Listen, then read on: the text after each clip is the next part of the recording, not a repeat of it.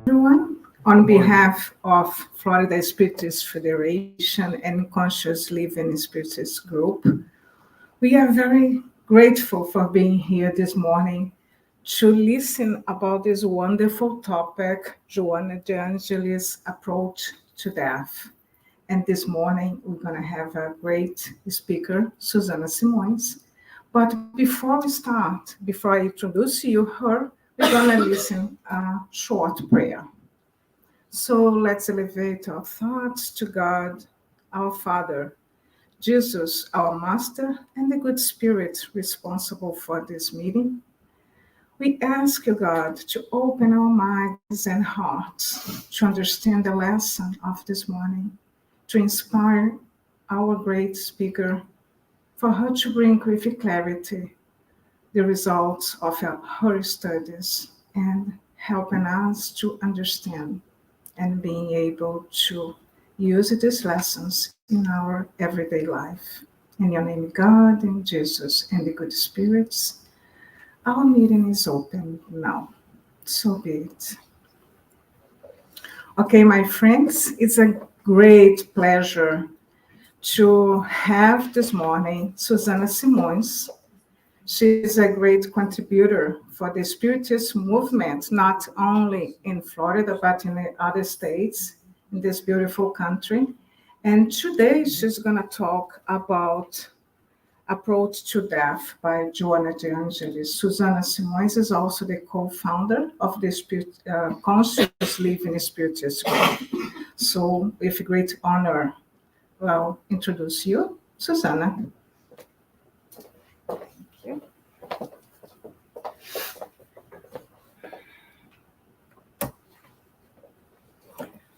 So good morning, everyone. Good It's very nice to be here at Conscious Living today, doing this work in partnership with the Spiritist Federation of Florida.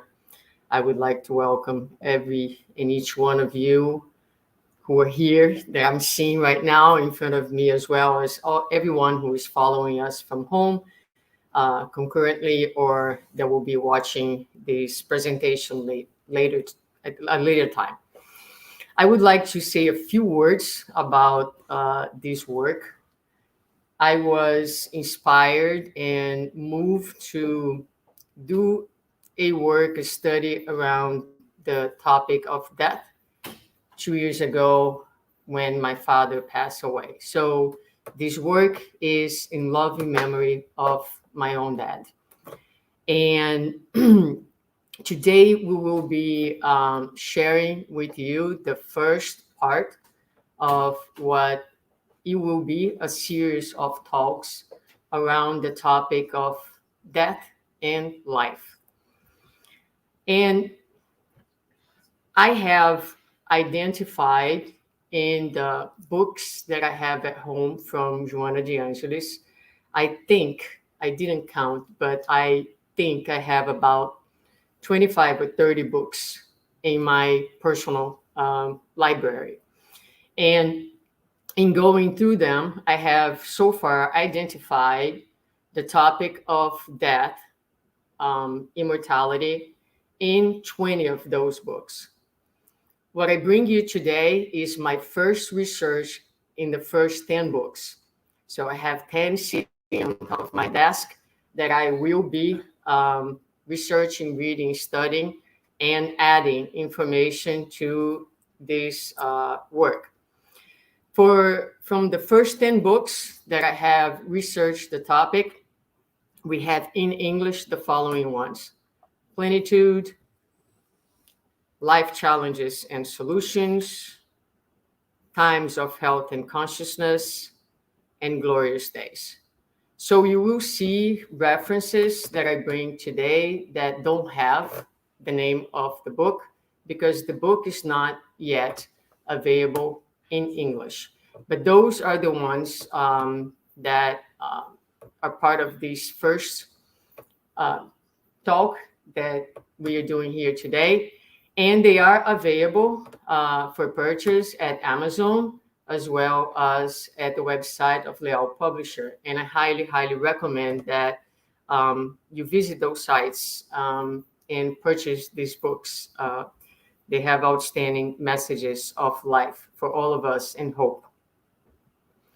So the goals for the work today, but also the whole work that we are just about to embark and to begin here together with you all today are to become acquainted with the idea of death, to become certain about the idea of life. And here I would like to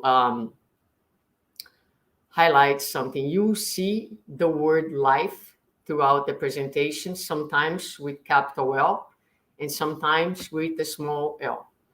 And the difference is that when you see it with the capital L, I'm talking about immortal life. Whereas if you see the small l, I'm talking about physical life. This distinction is not necessarily present in all the text, but I have made that. So you might see, well, that's not how Joanna wrote in this book, but I'm doing this just for the purpose of our goals here. We are going to redefine life and death. We are going to hopefully be better prepared to die, but also to live. We are going to recognize the importance of detachment. We are going to acknowledge and honor the trial and the difficulties of dealing with death. We are going to build resources to cope with the death, our own and of others, and to properly grieve in order to properly live. We are going to be educated and empowered to make choices during the dying process, our own and others. We are going to gain understanding of the social conditions after death. And last but not least, we will beat death together. So this is the course that we are going to travel together, if you're willing to join me, not only today, but in the lectures that are being prepared for a near future. For today, it is our goal to tackle the first three ones. So let's see if we can do that. And before we dive into the work of Joanna de Ângelis, and again, why Joanna? Because that is studied and is analyzed and is taught and is processed throughout pretty much her entire body of work. And she brings us the spiritual, but also the psychological approach, the scientific psychological approach to death, which really enriches our understanding and experience of the process and the meanings of dying. But before getting to Joanna, I would say that this would be also one of our goals. When I go to the letter of Paul to Corinthians 15:55, when he says, "Where, O death, is your victory? Where, O death, is your sting?" So hopefully by the end, we'll be able to ourselves ask the same question. So the very first thing is to accept the invitation by Joanna de Ângelis to think about that, to talk about that. So that is usually this big white elephant in the room that no one wants to acknowledge. And very often in my experience, every time I have attempted to talk about death in daily life with people, the reaction that I get is like, ooh, or let's talk about something else. Or why are you wanting to talk about that? Are you depressed? Right? I mean, what's wrong with you? And so we are constantly changing subjects. Let's talk about something lighter, right? So there is an incredible level of discomfort. And talking about the topic. And this level of discomfort becomes an incredible problem because, as we will see, that is part of life. In fact, it is something that happens from the moment we are born, we start to die. It's something that we will have to deal with sooner or later in our lives. And most of us will get to that point or will be struck by the death of a loved one and find ourselves deeply unprepared emotionally and spiritually to undergo the process with tools in a resourceful and healthy way. So it's interesting because Joanna will highlight to us in many of her books the necessity of talking about death.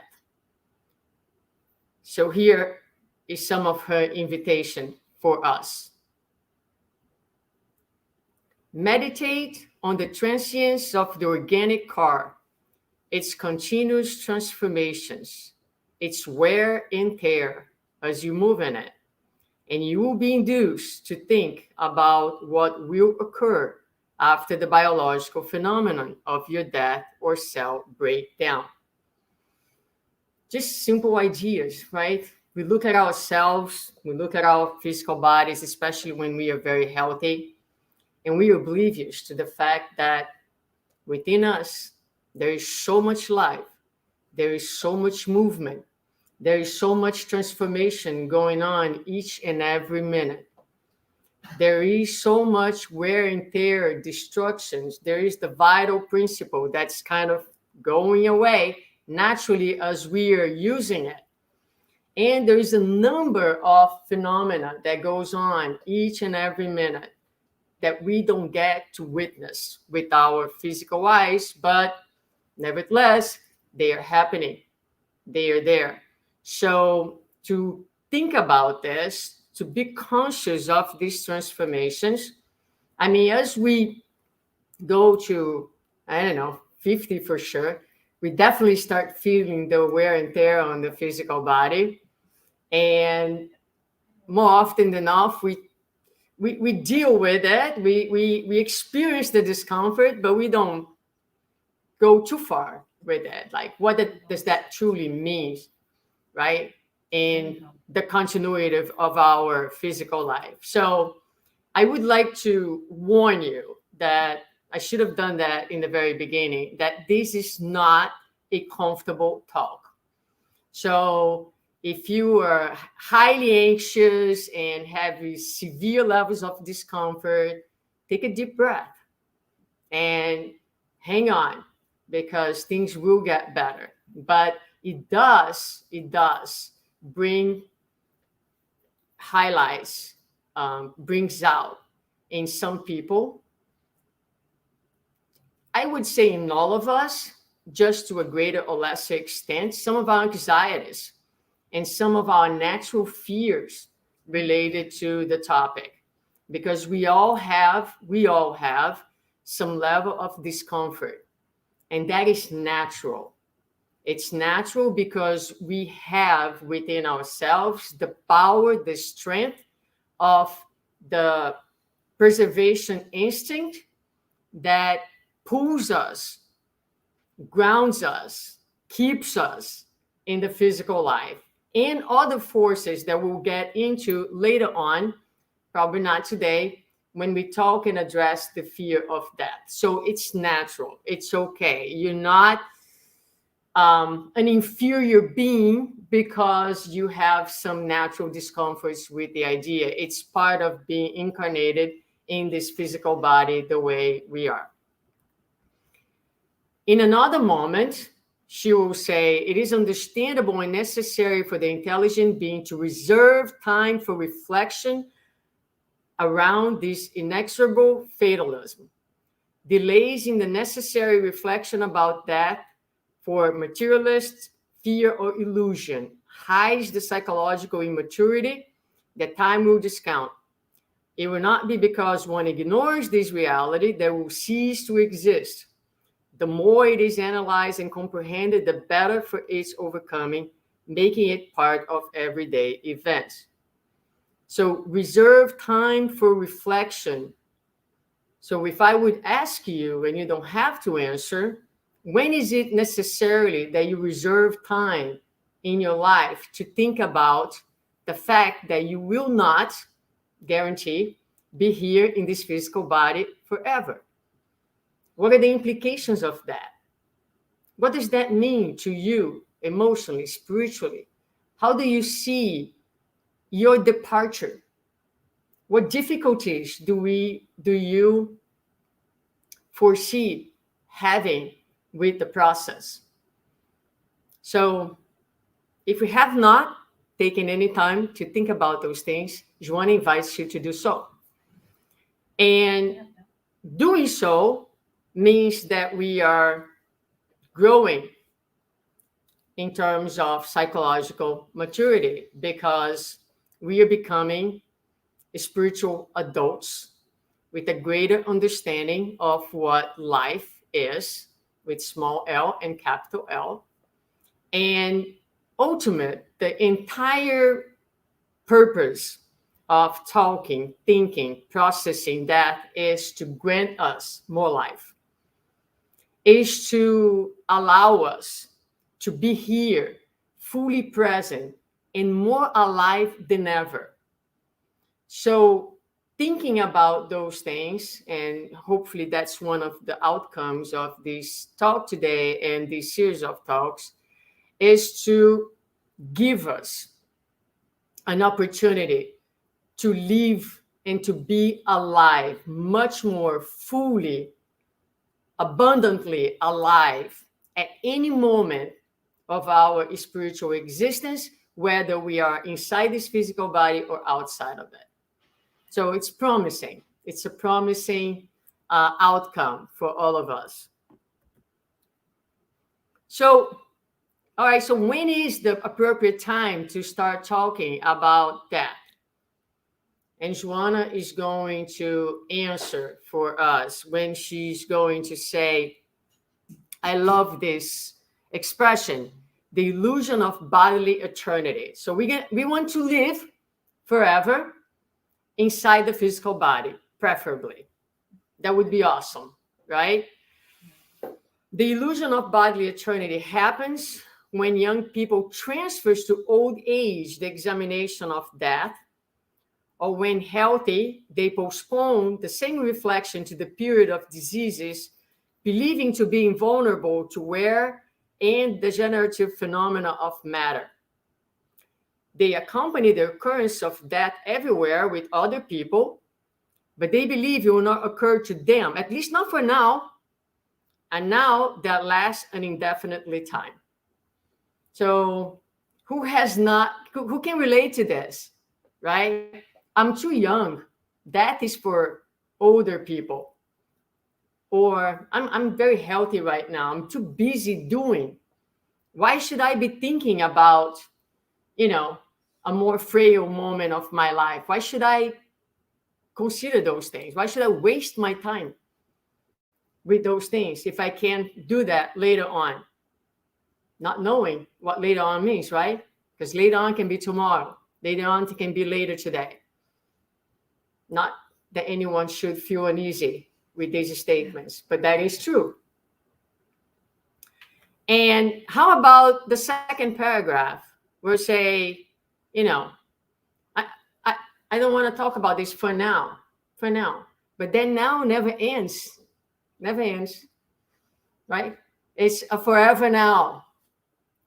And again, life passes by and we don't get to do the work that it's important and it's necessary in so many different ways and levels. And finally, she'll say, thus one must live preparing to die, meditating on that, so as not to suffer the distress, avoiding despair and all its entourage of disturbing agents. So one must live preparing to die. And this is not to be distressing or a downward force in our lives. Like I said, on the contrary, this should be an uplifting force. And we will see later on how is that so. But not to suffer the distress, avoiding despair. I think that is a very important concept, because a lot of times, because of our unpreparedness, when someone that we love dies, whether through a natural aging process or perhaps suddenly through an accident, a lot of times, on top of the natural grief process, there is despair. There is this sensation of disharmony and chaos, emotional and spiritual chaos that takes place, and a number of disturbing agents that are the result of this process. So sometimes it comes a time in our life where we finally realize how incredibly frail our physical bodies are. And while still living in the physical body, the creature starts to experience a number of disturbing emotions that lead to pathology and death prior to dying, such as depression. So there are so many individuals that fully unprepared to die and fully in denial or in ignorance of the true meaning of life. Once they realize that they are actually mortal in the physical body, they will enter a level of despair that will trigger a number of psychological conditions, phobias, fears, depression. And a lot of times the person will try to, in a very paradoxical phenomenon, escape life, although in deep fear of death.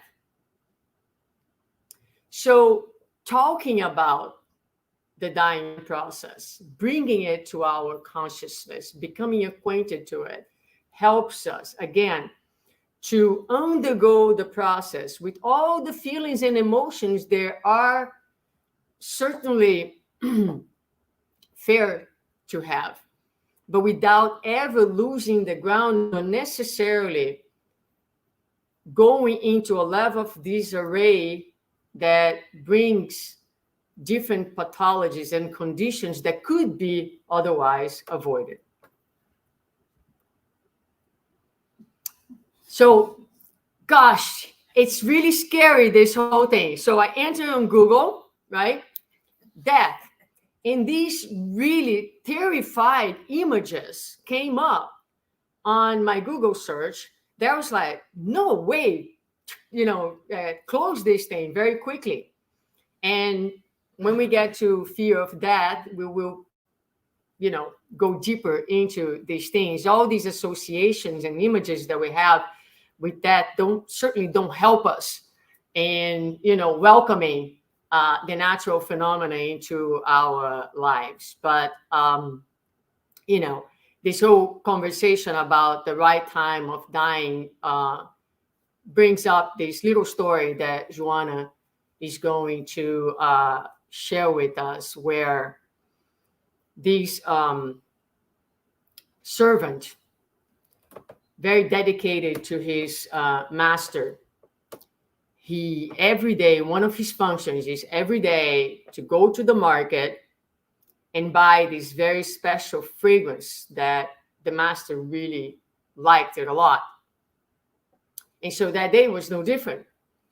He left to the market, and but when he arrived at the market, he saw this very somber figure.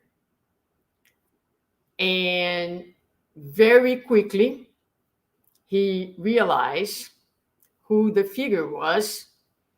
And the figure looked at him and got so startled, so scared, that pulled a little notebook from his pocket and start going through his own notes, trying to figure out something. While the somber figure was doing that, the servant realized and was sure that it was death, and that death was there to take him with it. So he runs back to the house and talks to the master and says to the master that he's very young and he's not ready to die. And he had crossed paths with that at the market, and that he was going to run away to a different city. And the master, who loved him very much and was moved and touched by the story and the event, gave him the means, the resources, and so he went. On that same moment, he took off and went to this distant town. Later in the same day, the master, still needing and wanting a little bit more of that fragrance, he goes back to the market. And to his surprise, he sees exactly the same figure over there. He is sure it is exactly the same person. Let's call it a person. And courageously, he approaches the somber figure and says, "Why are you here disturbing everyone? And you already disturbed my servant earlier today. Why are you doing this?" And the figure looked at him and said, "I am very confused, and I was very startled, because indeed I didn't come here to disturb anyone, but indeed it is here on my commitments for today to take the spirit of that man with me, but in a different place, not here." And Joanna is going to analyze the story, saying, obviously, he escaped to the place where death is supposed to meet him. And the point is that we cannot escape the natural processes. They are happening inside each one of us right now as you listen to me and as I speak to you. So it's going to happen. It's going to happen. And I know you don't like me very much right now. It's not like a good thing. I come to the center to feel good. And what is happening right now, right? But it is what it is. And we know that since we are little kids. So to help us to cope with this discomfort, let's look at how Joanna defines for us life and life. So here is a drawing of Siddhartha. And he asks his disciples at some point what they thought was the opposite of death. And they responded with certainty that the opposite of death was life. And he looked at them and gave them the following answer: the opposite of death is rebirth, because there is only and always life, whether the spirit roams to the physical body or outside it. So that is one first concept that I really want us to start to think, but also to feel. And that is something that I hope this talk and the future talks can help us in experiencing. Not only the cognitive understanding of the concepts, but that we truly feel those ideas in our hearts and in our souls. So we tend to think and to talk about life and death as a dichotomy, as separate things, when in reality, there is only one thing in the universe, which is life. And these are not separated events, but there is a continuity. And life is made of rebirths, is a succession of rebirths. We are at some moments being reborn in the physical body, and some moments we reborn outside of the physical body. And these, my dear friends, this is life. And there are so many ways in why life needs to be like this. And we will get to them, but let's continue on with Joanna, now in glorious days. So she says that death and rebirth are complementary processes because they are part of the same phenomena, the phenomena of life. So here we start to kind of pull those things together and understand that life and death are not oppositions, they're actually partners. They're partners. They're partners, and they work together in such a divine mechanism to promote life, life within us. So Joanna is going to define death as the liberation from the cocoon which the immortal spirit is enclosed. Small mental exercise for us. Love the idea, love the image of the cocoon and the butterfly coming out of it. So we are going to substitute all those Google images, and we're going to imagine. I want you to literally imagine right now, to think about someone that you love and that has passed away. And you are going to imagine that that person broke the cocoon. And it's free. And has accomplished, has fulfilled that time of imprisonment, of transformation, so that he or she could break the cocoon more beautiful, more wholesome, more alive than ever. So that little by little, we start to shift our perception and the feelings that go along with what we think that is. And start to change the perspective in which we consider the process of dying and the process of living. She's going to say, a moment comes to everything and everyone where the vital flow is interrupted and the organic cocoon disconnects, victimized by the phenomena of death, also part of life. So again, here she's helping us to put those phenomena in a line that is a continuum line, as opposed to in separate places. It's continuity. And life comes to an end because each one of us is granted by God with a tank of gas. Think about that, right?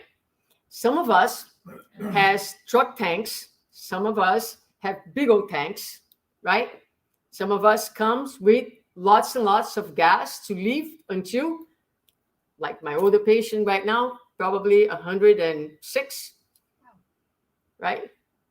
And some of us are here for a shorter period of time. But we are given this tank of gas that is the vital fluid. It can be, we can fuel our own tank. There are resources that we do so when we eat, for example, by breathing, by receiving passes, everything that brings us with energy. But the reality, and this is what we need to understand, is that even though we can replenish the tank from time to time, there is a force, the force of life, the doing, the exercising, the expenditure of energy. It comes to a point that it can no longer be replenished, and it will come to an end. And when it comes to an end, the body can no longer heal itself. And we start to experiencing the failure of the organs because there is no longer enough vitality to promote the healing process or the replenishment, like our skin, for instance, right? That it's constantly being replaced by new skin, by new layers. But it gets to a moment, and I see this every day in my work, where the skin will no longer heal. And the elderly, in its more frail state, will start to experience the process of wounds and the difficulty with wound healing because the elements of vitality are not there the way they were. Human beings are still pondering about life and death, this traditional duality of phenomena that ultimately is only a unity, it's missing an N over there, in two aspects considered, the physical and the spiritual. So again, Joanna helping us to shift from the perception of two separate things to one thing. It's one phenomenon, it's the phenomenon of life, but we are looking at different aspects of the same phenomenon, life inside and life outside of the body. It's repetitive, but it needs to be repetitive. We need to read and to repeat many and many times within our minds so that it can actually spill from being a cognitive understanding to see something that we truly, truly feel and truly, truly believe in the depths of our souls that there is only life in the universe. She continues on by saying, to be born, to live, to die are terms of the same biological equation. And to continue to live is the fatality of creation. That is so beautiful. I must say, in reading and studying and putting these things together, many times I stopped and I was like in awe with the grandiosity of life. And as I say it, I feel it. Because you come to the conclusion that there is this really, really amazing big source of love out there that created us for nothing else but to live. Create us to nothing else but to continue, to explore, to grow, and to one day be one with it in a full manifestation of life and love. That is what you are destined to. That is what your loved one that is no longer here with you is doing right now. He or she is fulfilling God's mission, is soaring, is moving on, is progressing towards the light. We are still stuck in this phase of physicality that is so important and so necessary for the development of the God within.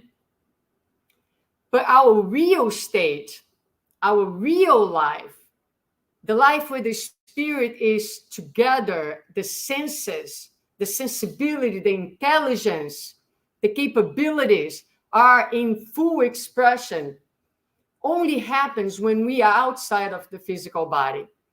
And your loved one is having the privilege, the blessing of being experienced that life.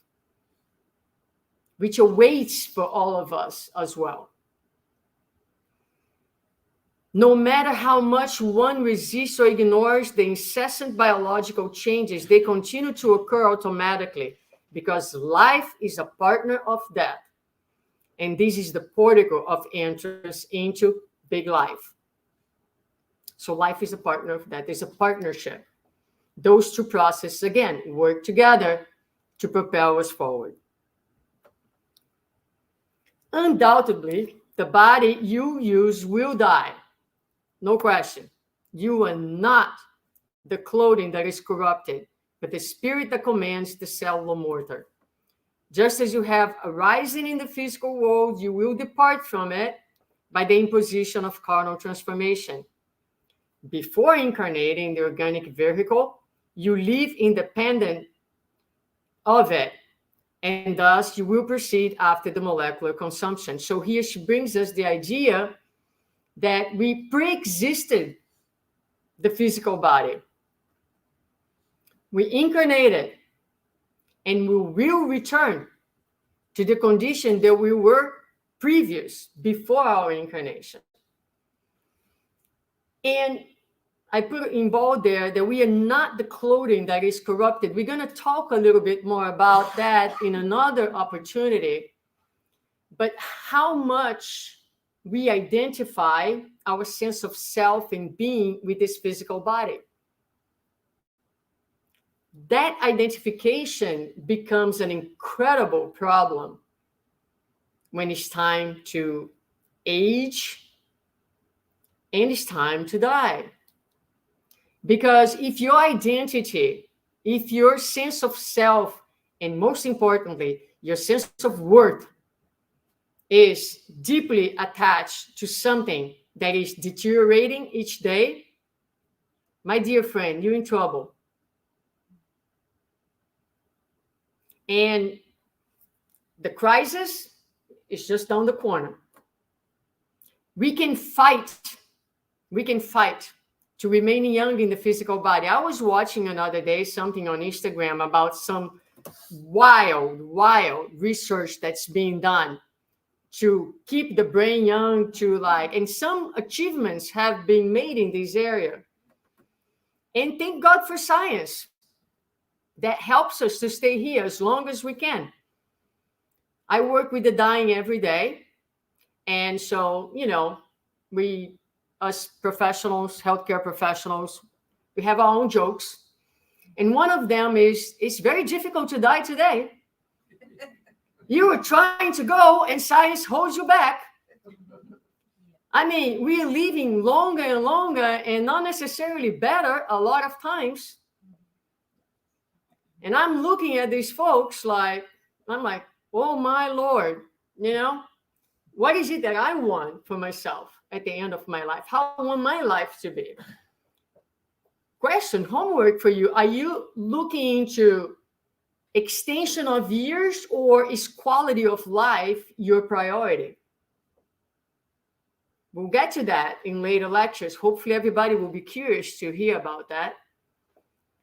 Because as a hospice practitioner, that's what we do every day.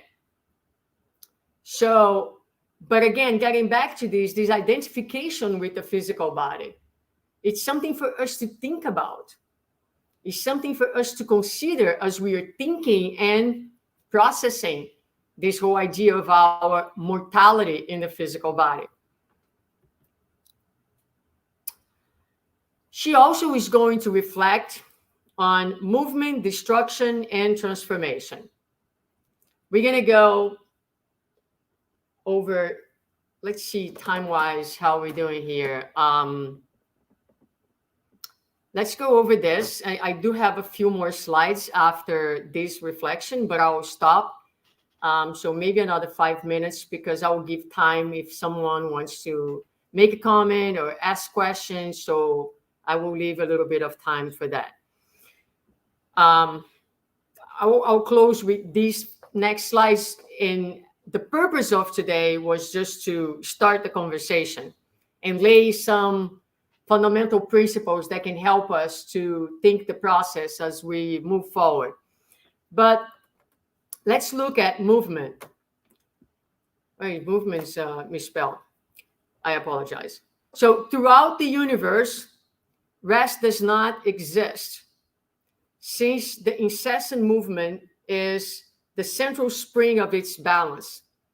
Similarly, all biological phenomena are under ongoing change, alternating the molecules that make them up and disrupting shapes without ever extinguishing.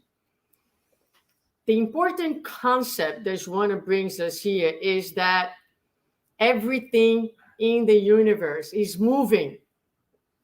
So like I mentioned before, although you look at your skin and you don't see it moving here necessarily, there's tons of movements happening beyond your physical eyes, what your physical eyes can see.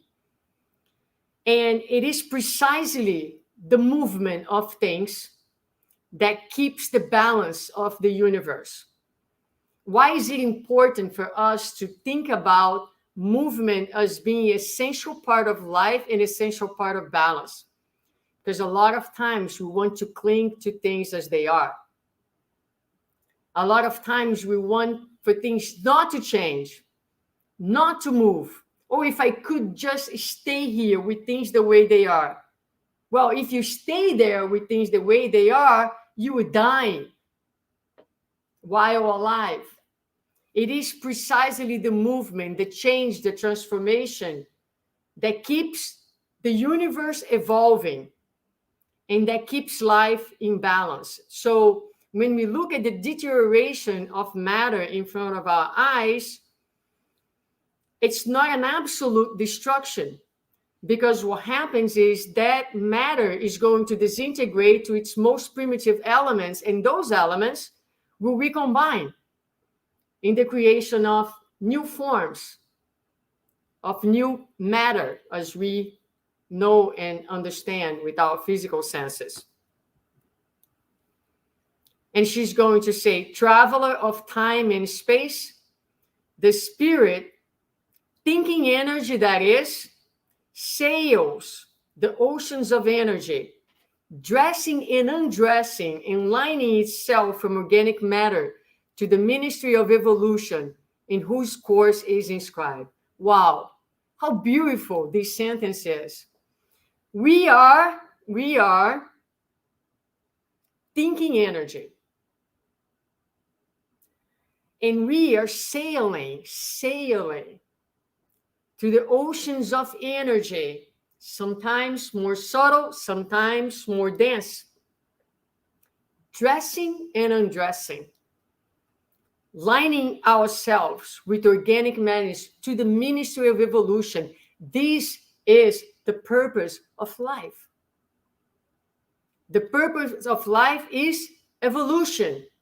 Once we were created by God, who thought of us, who loved us, who want us to exist, we are, whether we want or not, whether we are conscious or not, we inscribe, we are registered. God automatically registers, like we do with our kids, in this evolutionary course. So the course has different experiences, different type of classrooms. And sometimes we are in a classroom like this one, and sometimes we are in the classrooms of the spiritual realm. But we are all living and growing and progressing and fulfilling the higher purpose of our own existences. So I hope that by now it feels like that to die is not necessarily so horrible. It's not easy for the ones who stay behind, and we will talk about that. Because one of the most important things for us to continue to live well in the physical body is to grieve process properly the ones who leave us temporarily. So this talk is not meant to deny the pain and the difficulty. It's not meant to minimize the suffering. It's not meant to dismiss in any way, shape, or form the outstanding trial that is for us in our level of evolution. but it is meant to set the ground for us to understand in our minds and in our hearts, and to find consolation and hope, and also grace and gratitude in living. I'll close here. To understand that as destructive activity would be tacit and irrational acceptance that nothing produces everything, just to soon return to the non-existing, consuming the intelligent and vital pulse of the universe, which would mean the return to the chaos of the beginning. So if destruction would really, really exist, what that means is we are accepting the idea that nothing produce everything, and everything that exists soon is going to come to an end, go back to nothing, and to the chaos of the beginning, where there is just void and nothingness. So the point of this slide is that destruction makes no sense. Makes no sense. And proves the point that there is no destruction, only transformation in life. That's it. So I'll leave you with your thoughts, feelings. If you have a therapist, you can call the therapist if necessary, right? But if not, there is a cheaper approach.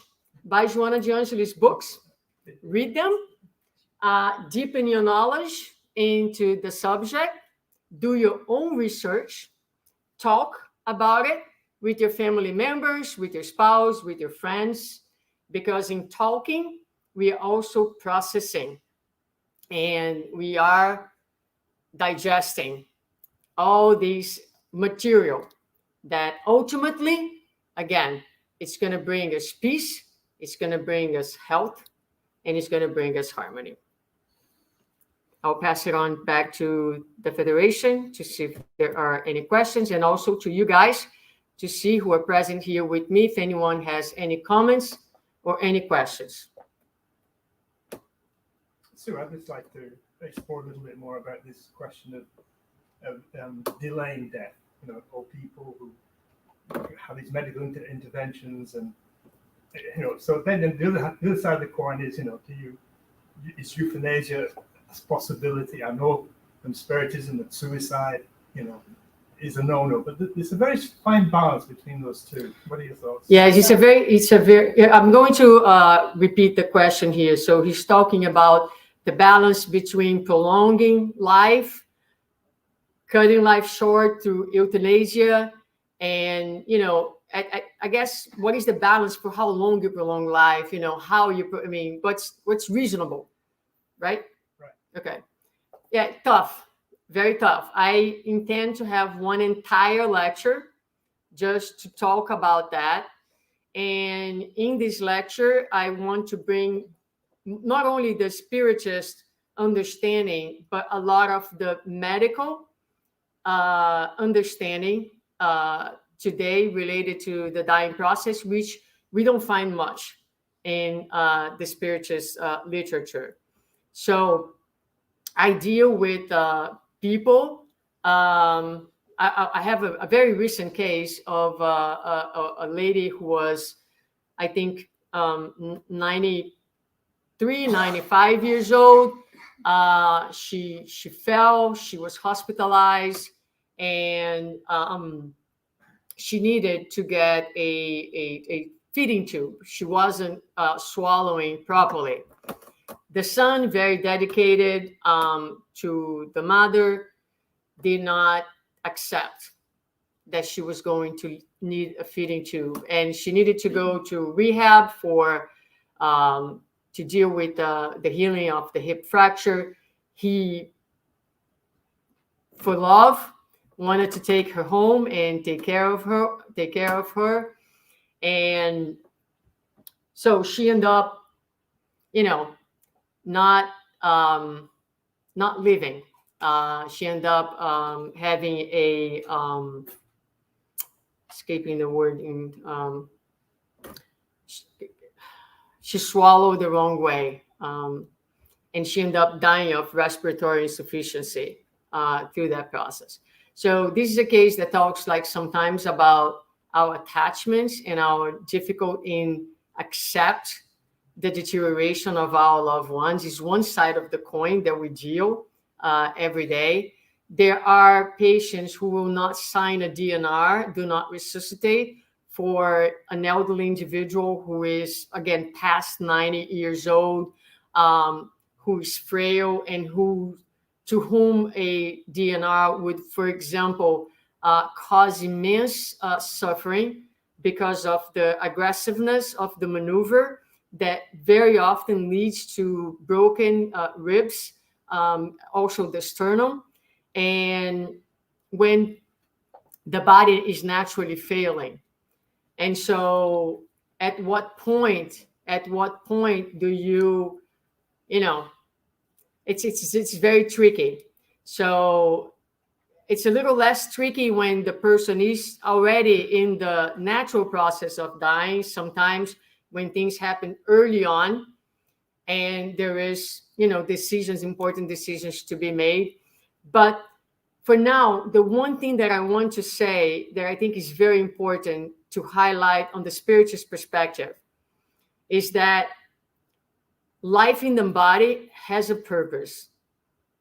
Whether the body is healthy, able, disabled, as long as there is organic life going, the person is breathing and natural life has not ceased, that life has a purpose, has a spiritual purpose. And that's one of the things that in spiritualism, I think, differentiates from the more materialistic thinking. You looking at the body, if you don't have the perspective of immortality and the purpose to understand that situation where apparently nothing is happening, there is movement and life happening, although the body is not able to manifest that, but the spirit is undergoing an important process, a lot of times of healing and preparation for the proper passage. A lot of times in the materialistic view, those processes are denied, are ignored, and compromise the passage of the spirit. Again, it's a very loaded question and one that I will need an entire lecture to be able to properly answer. Yes. So today marks 8 years since my dad also discarnated today. Mm-hmm. And you were present, you were there a lot for the process. But I remember that when my dad was doing his documentation about DNR and stuff, I told him that I did not want to make that decision to put me second in line, only because, what if you make the wrong decision, right? That's a very complicated things, and we get a lot of questions in spiritism about that, because I think intention plays a huge role, right? But I was so afraid that his partner would not be available and I would have to make that decision, Mm-hmm. right? So I don't know if there's anything we can say to make it easier for those that have been appointed to make that very important, definite decision. So what Andrea is asking is, she was asked to be the person to sign the DNR process for her father, who passed away 8 years ago on this day. So our thoughts go to him. But it's a very difficult decision. I think it's the decision becomes a little easier if you were dealing with someone who has a terminal disease and, again, is advanced in age. So when the time for that person comes, the person will go, right? A lot of times we have people in respirators, in ICU units, and eventually the machine can no longer hold them there. They will depart.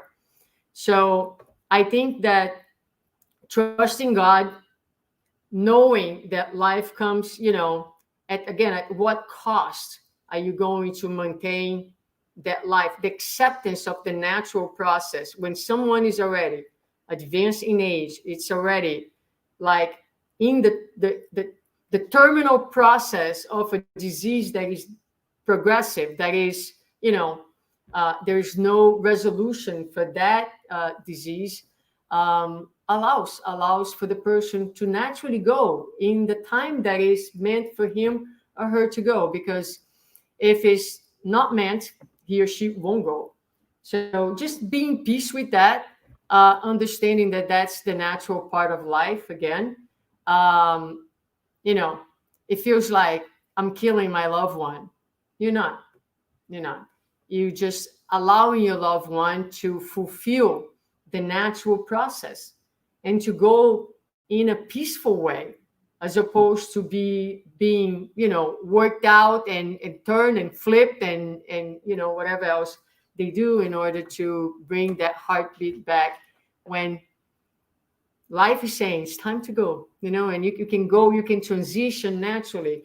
So on those moments, if you have the privilege and the honor to be there, the best thing to do is to hold that person's hand and do a prayer and help them in the process of going. I don't know if we have time, but we have a question online. Online, one last question for today. We're going to take the online question. I'm going to display. You can just say her name, so you don't have to repeat the question. It's being displayed online. Okay. She says, do you think that this old person, older than 90 years old, should have a DNR so he or she would not go through the hard process, or keep the person alive longer for the benefit of the spirit? We keep someone alive longer for our own benefit. For our own benefit. And that's what we deal every day. That's what I deal every day. And we're going to talk about that. Joanna will address that. How, and I'm not saying this from a judgmental place. It's a very human thing.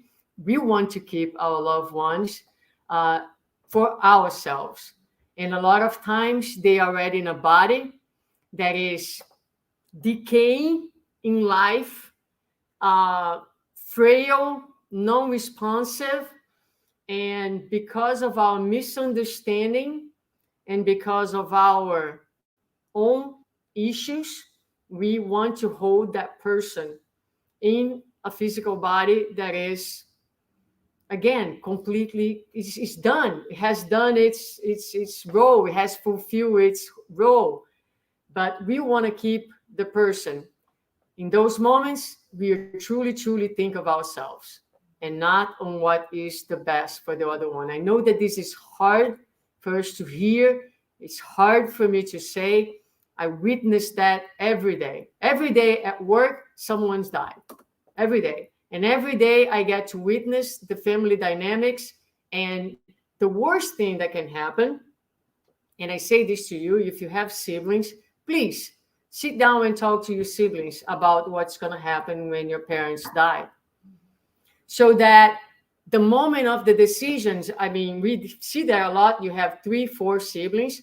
The person is dying and the siblings are fighting about what to do at the moment, the decision-making process. Why? Because no one had the courage, the maturity to sit down with the parents and to ask, Mom, Dad, what are your wishes? We need to know. Mom and Dad might say, are you trying to kill me before the time?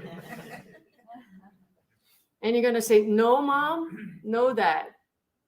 I want to be there for you. And I want to appropriately care for you according to your wishes and not mine. I want to honor you at this very, very important moment of your life.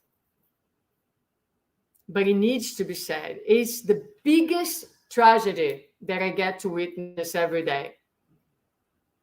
So just keep that in mind. Yep. All right. So thank you so much. I will pass it back to Teresa. Thank you.